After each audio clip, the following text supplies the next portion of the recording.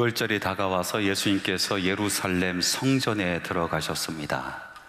성전에 들어가 보니까 이거 참 말로 표현할 수 없을 정도로 난장판입니다. 예배드리러 온 사람들과 장사하는 사람들이 막 뒤섞여서 소리를 지르고 동전을 바꾸고 또 짐승을 사고 파는 소리로 성전이 시끌벅적했습니다.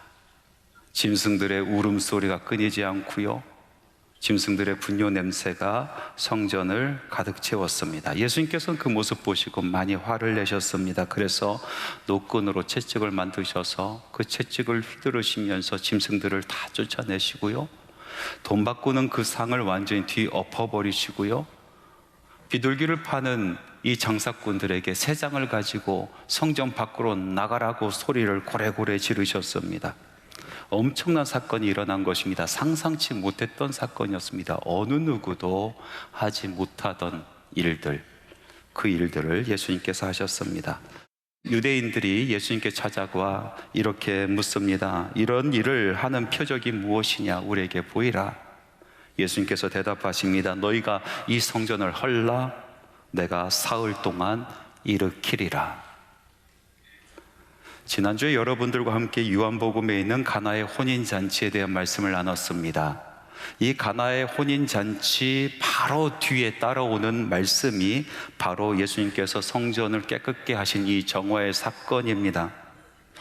가나의 혼인잔치가 쥐죽은 듯이 고요해진 그 잔치집을 예수님께서 다시 역전시키셔서 정말로 축제가 있는, 기쁨에 있는 잔치집으로 바꿔주신 이야기라면은, 오늘 여러분들과 함께 나누려고 하는 이 성전 정화의 사건의 이야기는 고요해야 될 성전이 그만 시장통처럼 시끄러워졌는데 예수님께서 그것을 바꾸셔서 다시 고요한 성전으로, 잠잠한 성전으로 바꿔놓으셨다라는 그런 이야기입니다. 소리라는 주제를 가지고 이 두 이야기가 병립하고 양립해 있는 것을 볼 수가 있습니다. 여러분, 성전은 어떤 곳입니까? 성전은 우리 하나님께서 계시는 곳이요, 성전은 구별된 곳입니다. 우리가 하나님 앞에 나가 하나님을 만나는 곳이요, 우리가 하나님 앞에 기도하는 곳입니다. 이 기도하는 성전은 고요해야 됩니다. 그래야 하나님의 음성을 들을 수가 있습니다. 성전은 지어질 때부터 고요했습니다. 여러분, 공사장 한번 가보셨습니까? 얼마나 시끄럽습니까? 인부들이 서로 막 소리를 지르고요, 연장 소리가 끊임없습니다. 그 앞에 지나가기만 해도 귀가 쩡쩡 울려서 귀를 막고 가지 않습니까? 그런데 성전은요, 지어질 때부터 조용했습니다. 이 성전은 건축할 때에 돌을 그 뜨는 곳에서 다듬고 가져다가 건축하였으므로 건축하는 동안에 성전 속에서는 방망이나 도끼나 모든 철 연장 소리가 들리지 아니하였으며, 성전은 지어질 때부터 고요하였습니다. 시끄러운 소음이 나지 않았습니다. 성전을 사용할 때는 어땠습니까? 전도서에 있는 말씀 함께 보겠습니다. 너는 하나님의 집에 들어갈 때에 내 발을 삼갈지어다. 너는 하나님 앞에서 함부로 입을 열지 말며 급한 마음으로 말을 내지 말라. 하나님은 하늘에 계시고 너는 땅에 있음이니라. 그런즉 마땅히 말을 적게 할 것이라. 성전 안에서는 발소리도 줄여라, 목소리도 줄여라, 큰 소리 내지 마라. 성전은 고요해야 된다라는 그런 말씀입니다. 고요해야 하나님의 음성을 들을 수 있습니다. 고요해야 하나님을 만날 수 있습니다. 세상의 소음과 온갖 잡음을 다 가지고 성전 안에 들어와서 하나님을 만날 수가 없는 것입니다. 성경의 엘리야의 전통에 보면은 하나님이 어디에 계셨습니까? 하나님께서는 산을 부수시고 바위를 깨시는 그 폭풍 가운데도 계시지 아니하시고, 큰 지진 가운데도 계시지 아니하시고, 불 가운데도 계시지 아니하였습니다. 하나님을 어디서 만났습니까? 고요한 가운데 세미한 소리로 다가오신 하나님을 엘리야는 만날 수가 있게 된 것입니다. 세미한 소리, 그 세미한 소리는 잠잠해야, 고요해야 들을 수가 있는 것입니다. 우리 성도들의 마음은 하나님의 성전입니다. 성령께서 이곳에 임재하여 계십니다. 그래서 성전은 항상 고요해야 되죠. 그래야 하나님의 말씀이 우리 심령 가운데 흘러갈 수가 있게 되는 것 아니겠습니까? 그런데 오늘날 우리의 모습을 보면 시끄러워도 이렇게 시끄러울 수가 없습니다. 난장판입니다. 돛대기 시장 같습니다. 어떤 성도의 심령, 이 하나님의 저는 이렇습니다. 염려와 걱정의 소리로 가득합니다. 세상이 염려와 걱정의 소리로 아이고 아이고 아이고 소리가 끊이지 않고요, 이러다가 내가 죽겠구나, 이러다가 내가 망하겠구나, 의심과 근심과 걱정의 소리로 성전이 가득 채워지는 그런 성전도 있습니다. 고요하게 주님의 소리, 하나님의 말씀에 귀를 기울여야 되는 우리 마음의 성전, 어떻게 하면 고요해질 수 있을까요? 세상이 나로 하여금 내 마음을 어렵게 하고 내 마음을 시끄럽게 하니까 세상을 떠나서 산속 깊은 곳에 들어가야 되겠습니까? 아니면 바다 끝에 가야겠습니까? 소용이 없을 거요. 산속 깊은 곳에 가도 바다의 끝으로 가더라도 근본적인 문제가 해결되지 아니하면 우리 마음의 성전, 이 마음의 소리는 끊이지 않는 것입니다.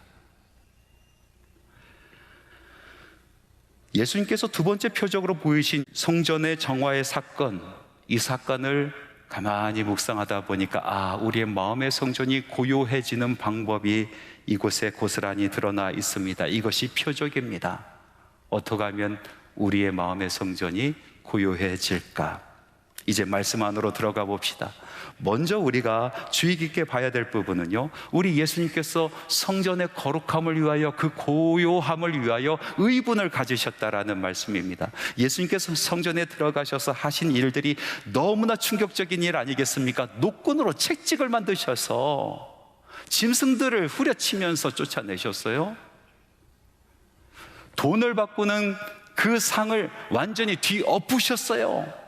동전들이 사방으로 흩어지고 굴러가면서 사람들이 그 동전 서로 죽겠다라고 서로 치고받고 싸우면서 아수라장이 됐지 않겠습니까? 예수님께서 비둘기와 이 새를 바꾸는 그런 상인들에게 새 장을 가지고 이 성전에서 나가라고 소리를 지르셨어요. 평소에 그렇게 온화하시고 그렇게 친절하셨던 예수님, 의분을 가지시고 화를 내셨던 장면입니다.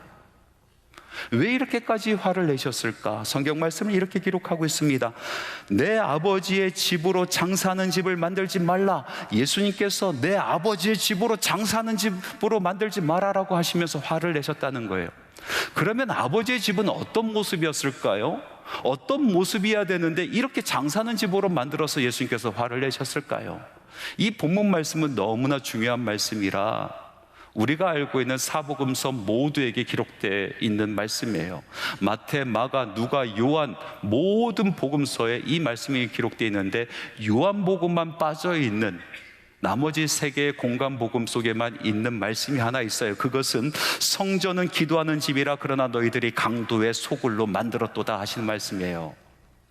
성전은 만민이 기도하는 집입니다. 그래서 고요해야 됩니다. 기도가 방해되는 모든 것을 의분을 가지고 쫓아내야 되는 것입니다. 몰아내야 되는 것입니다. 그러면 이 의분이라는 거 어디서부터 왔을까요? 예수님의 그 의분은 어디서부터 왔을까요? 하나님의 말씀에 보니까 이렇게 기록되어 있습니다. 요한복음 2장 17절 우리가 읽은 말씀 가운데 제자들이 성경 말씀의 주의 전을 사모하는 열심히 나를 삼키리라 한 것을 기억하니라.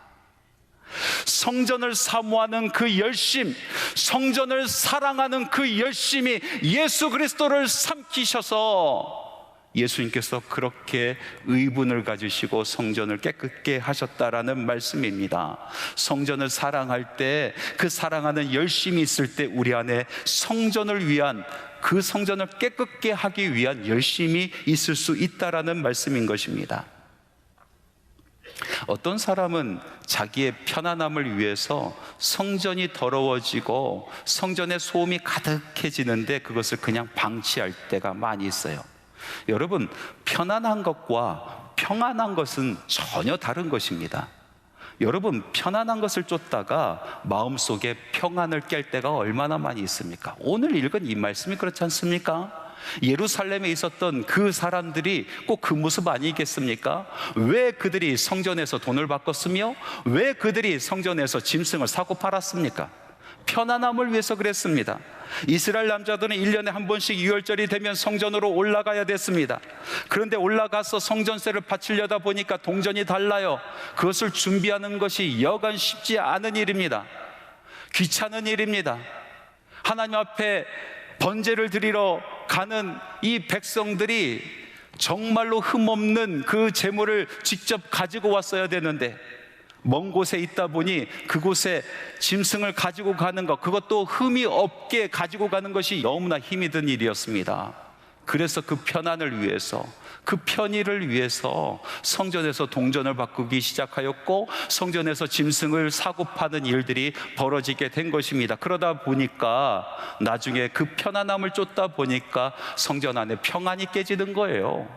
그 안에 소음이 들어옵니다. 짐승이 들어옵니다. 냄새가 들어옵니다. 큰 소리가 납니다. 싸움이 벌어집니다. 탐욕이 들어옵니다. 편안하다가 보니까 평안이 깨져버렸어요.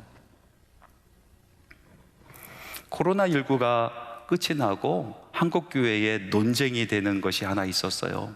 여러분 아마 기억하실 거예요. 코로나19 기간 동안에 부득불 교회 나오지 못하고 온라인 예배를 드렸잖아요. 그런데 이제 모든 것이 정리됐으니까 교회로 나오라 하면서 예배에 대한 논쟁이 벌어졌어요. 아니, 온라인 예배도 예배지 않습니까? 그 사람들이 하는 이야기는 무엇이었습니까? 하나님께서는 어느 곳에나 계시니까, 하나님께서 교회에 계시고 성전에 계신 것처럼 하나님께서 나의 삶 가운데도 계시고, 나의 집에도 계시고, 나의 직장에도 계시고, 산에도 계시고, 들에도 계시고, 어느 곳에 계시니까 그 어느 곳에든지 하나님을 예배하고 찬양하는 것이 뭐가 잘못됐냐, 이렇게 이야기하시는 분들이 계셨어요. 또 한쪽에서는 아니다, 우리가 함께 모여서 하나님께 예배하는 것이 맞다라고 주장하는 사람들도 있었어요. 그런데 그 모든 논쟁을 잠재운 이야기가 있었어요. 본질을 보자는 거죠. 여러분, 예배가 뭡니까? 여러분, 예배를요 월십이라고 부르지 않습니까? 옛날 영어로 보면 워드십입니다. 워드십. 앞에 이 워드란 단어는 월띠, 그러니까 가치란 뜻이에요. 가치를 높여드리는 것이 바로 예배라는 것입니다. 가치를 높여드리는 것, 그것을 인정해드리는 것, 다시 말해서 신학적으로 이야기한다면 하나님의 그 놀라우신 존귀하신 그 가치를 높여드리는 것, 인정해드리는 것, 경배하는 것이 바로 예배인 것입니다. 물론 우리에게 은혜를 하나님께서 부어주십니다. 예배를 통해서 우리들의 심령 가운데 평강을 주십니다. 그건 맞는 이야기지만, 예배를 누구를 위해서 드립니까? 나를 위해서 드립니까? 하나님을 위해서 드립니까? 예배를 하나님을 위해서 드리는 것입니다. 하나님께 경배하는 것입니다. 동서고금을 막론하고 경배할 때는요, 자기의 편안한 것을 버리는 것입니다. 자기의 편안함을 위해서 경배하는 사람이 없어요. 자기의 편안한 것을 추구하면서 경배한 사람이 하나도 없단 말이죠. 일어나서 경배합니다. 손을 들고 경배합니다. 무릎 꿇고 경배합니다. 엎드려서 경배합니다. 경배하는 그분을 찾아가서 경배합니다. 지금도 온라인으로만 예배 드리신 분들이 계시는데, 그게 솔직한 심정으로 여러 가지 신학적인 또 철학적인 이야기 다 갖다 붙여도 솔직히 자기 가슴에 손을 얹고 왜 그 예배를 드리는가? 편안함 때문에 아닙니까? 편안해서.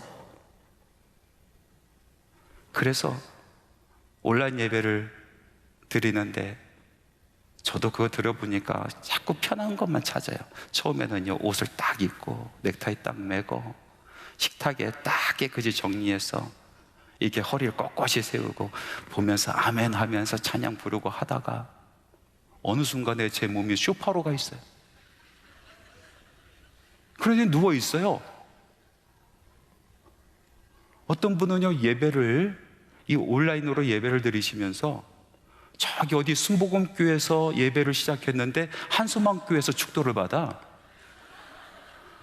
계속 돌다 그나마 한수망교회에서 축복받으니 다행이지, 어떤 분은 꿈나라로 가시는 분도 계세요. 편안함 때문에 아닙니까? 편안함. 물론 부득불 오고 싶어도 오지 못하신 분들 계세요. 그럼에도 불구하고 그 공간에서 하나님을 찾고 하나님께 경배하고 하나님께 예배하고자 하는 그 마음은 너무나 아름답죠. 하나님께서 귀히 보십니다. 그러나 대다수는 자기의 편안함 때문에. 근데 여러분 명심하시기 바랍니다. 편안함 때문에 우리 심령, 이 성전에 평안이 깨져요.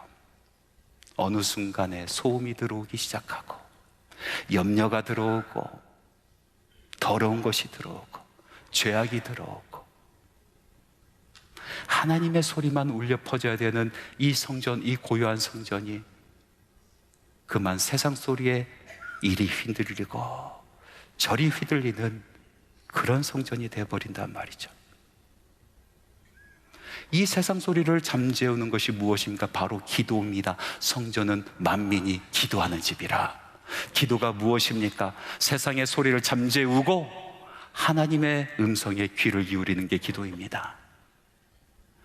내 욕망의 소리를 걷어치워버리고 하나님의 말씀에 귀를 기울이는 것, 하나님의 음성에, 하나님의 응답에 귀를 기울이는 것이 기도인 줄 믿습니다.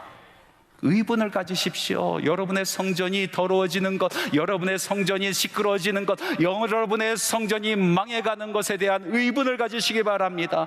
모든 소음들을 기도로 잠재우시기 바랍니다. 또 오늘 말씀해 보니까 우리 마음의 성전이 다시 고요함을 되찾기 위해서 예수 그리스도로 덧입어야 된다라는 것을 말씀은 강조하고 있습니다. 예수께서 대답하여 이르시되 너희가 이 성전을 헐라 내가 사흘 동안에 일으키리라. 그러나 예수는 성전된 자기 육신을 가리켜 말씀하신 것이라. 죽은 자 가운데서 살아나신 후에야 제자들이 이 말씀하신 것을 기억하고 성경과 예수께서 하신 말씀을 믿었더라. 무슨 말씀입니까? 이 말씀 가운데는 두 가지 아주 중요한 의미가 있어요. 첫 번째 의미는 무엇이냐면 예수님께서 말씀하신 그 성전은 예수님 자신이었다는 것입니다. 예수님께서 말씀하신 그 성전은 예수님의 몸이었다는 것입니다. 하나님의 거룩함이 임한 바로 예수님의 몸이 곧 성전이었다는 것입니다. 그래서 그 몸이 무너지면 3일 만에 다시 세워지리라. 예수님께서 십자가 달려 돌아가시면 3일 만에 부활하시라, 이 말씀을 하신 것입니다. 이 말씀을 조금 더 깊이 보고 확대해서 보면은 이 성전이라는 것은 성도들의 심령을 이야기한다는 것입니다. 예수님께서 십자가 달려 돌아가시고 부활하신 것은 예수님 당신의 영광만을 위한 것이 아니라 오늘날도 예수님을 바라보고 예수님을 믿고 따르는 성도들의 영광을 위한 것이었습니다. 예수님과 함께 우리는 죽었고 예수님과 함께 우리는 다시 살아났습니다. 우리는 새롭게 성전이 지어진 몸인 것입니다. 우리 안에 예수께서 계시고 우리가 예수 안에 있는 것입니다. 온갖 더러운 것, 세상의 소금으로 가득하여 고요함을 잃은 이 성도들의 심령, 그 성전을 무너뜨리면은 내가 다시 세우리라 라고 말씀하고 계시는 것입니다. 너희는 너희가 하나님의 성전인 것과 하나님의 성령이 너희 안에 계신 것을 알지 못하느냐? 우리 안에 하나님의 성령이 계십니다. 우리가 성령이 임재하시는 성전인 것입니다. 여러분의 몸이 무너지면 예수께서 세우십니다. 다시 세우십니다. 우리 안에 고요함을 다시 찾기 위해서는, 진정 하나님께서 임하시는 거룩한 성전이 되기 위해서는 우리 다시 예수 그리스도로 옷 입어야 되는 것입니다. 예수 믿은 뒤에 성전이 새롭게 지어졌어요. 그것을 지켜가면서 여러분들은 얼마 동안 사셨습니까? 어떤 분은 5년 동안 성전을 지어왔고, 어떤 분은 10년 동안 성전을 유지해 왔어요. 어떤 분은 20년, 30년, 40년, 50년 동안 성전을 지켜왔습니다. 우리 마음의 성전 말입니다.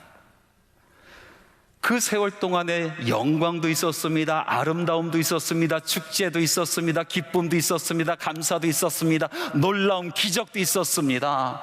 은혜의 충만함도 있었어요. 그러나 여러분, 오늘 하나님 앞에서 우리의 성전을 다시 한번 봅시다. 십자가 앞에서 우리의 마음의 성전을 다시 한번 봅시다. 여전히 여러분 마음의 성전에는 성령께서 계십니까? 여전히 고요하십니까? 하나님의 말씀이 지배하십니까? 혹시 더러운 것이 들어오진 않았을까요? 성전으로서 제 기능을 하지 못했던 2000년 전 예루살렘 그 모습처럼 온갖 세상의 더러운 것으로, 온갖 세상의 잡음으로 가득하진 않습니까? 옛날의 영광, 옛날의 그 은혜, 옛날의 그 감사, 여러분 거기에 사로잡히지 마시기 바랍니다. 오늘 지금 이 순간 나의 성전, 주님께서는 그것을 보고 계십니다. 여러분, 여러분이 지어온 그 성전 안에 얼마나 큰 영광들이 있었습니까? 아름다움이 있었습니까? 정말 축복된 성전이었습니까? 그러나 그것이 과거의 영광은 아닙니까? 예수님 당시에 예수님께서 그 성전에 가보니까 그 성전은 정말로 영광스러운 성전이었습니다. 과거에 화려했던 성전입니다. 그곳에서 하나님의 임재하심이 있었고, 그곳에서 하나님의 응답하심이 있었고, 그곳에서 하나님의 역사하심이 있었어요. 영광스러운 성전이었습니다. 그러나 예수님께서 바라보는 그 시점에 그 성전은 완전히 성전으로서의 기능을 하지 못하는 그런 성전이 되어버렸습니다. 온갖 더러운 것으로, 소음으로 가득한 성전이었습니다. 그래서 예수님께서 말씀하십니다. 너희들이 성전을 무너뜨리라. 그러면 내가 다시 세우리라. 무너뜨리라, 다시 세우리라. 과거에 영광스러웠던 그런 여러분 마음의 성전일지라도, 과거에 응답이 있었던 마음의 성전일지라도, 지금 이 순간 하나님의 말씀이 여러분의 성전 가운데 없다라면 여러분 과감히 무너뜨리시기 바랍니다. 우리 주 예수께서 오늘 그 성전을 세우시리라 말씀하십니다. 그 성전이 다시 세워질 때에, 그때 우리 심령 한가운데 비로소 하나님의 말씀이 세미하게 들리기 시작하고, 그 말씀이 우리 심령 가운데 가득 차기 시작하고, 하늘의 평강이 그 심령 가운데 임하게 되는 줄 믿습니다. 내 영혼의 그 깊은 데서 맑은 가락이 울려나네. 하늘 곡조가 언제나 흘러나와 내 영혼을 고이 싸네. 평화